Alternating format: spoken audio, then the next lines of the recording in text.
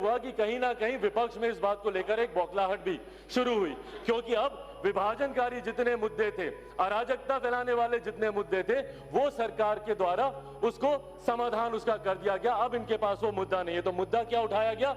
CA का मुद्दा उठाया गया। यहां पर बैठा हर एक जानकार शख्स इस बात को अच्छी तरीके से जानता है कि सीए का भारत में रहने वाले नागरिकों से कुछ लेना देना नहीं है। उसके बावजूद भी इस पर भ्रम फैलाया जाता है। निरंतर हम लोग कह कहकर थक गए, और जो इनको पता भी है, ये खुद जानते हैं कि भैया ये नागरिकता देने वाला कानून है, नागरिकता लेने वाला कानून नहीं है।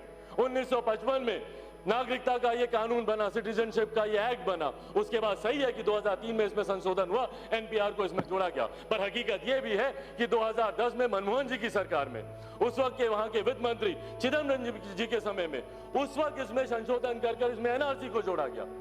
एनआरसी का प्रावधान उस वक्त लाया गया और उसको मैंडेटरी किया गया। तो उस वक्त तो किसी ने आवाज नहीं उठाई, उस वक्त किसी की चिंताएं नहीं जागी। पर अब क्योंकि वापस से तमाम विवादित मुद्दे खत्म हो गए हैं, तो किसी तरीके से विभाजनकारी राजनीति हम लोगों को करनी है, हिंदू मुसलमान में समाज को बांटना है, तो भैया सीए का विरोध करें। क्यों? क्योंकि इसमें मुसलमान नाम नहीं जोड़ा गया।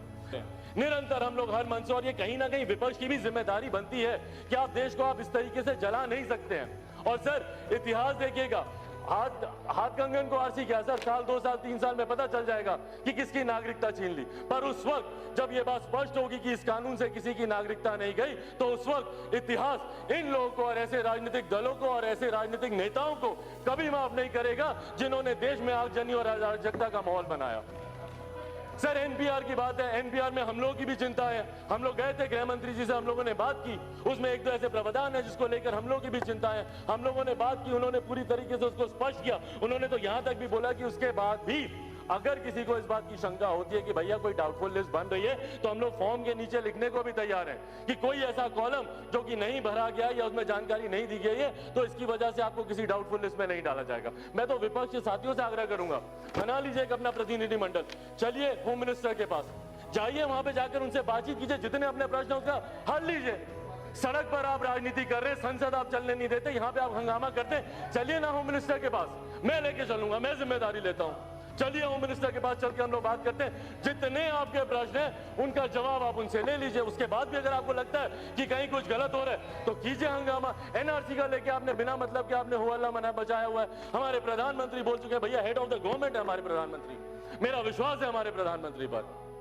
जब एनआरसी अगर आएगा, अगर आपको कोई दिक्कत है तो उस वक्त आप कीजिएगा ना जो विरोध, बट इन एंटीसिपेशन कि एनआरसी आएगा तो ऐसा हो जाएगा, नागरिकता छीन ली जाएगी।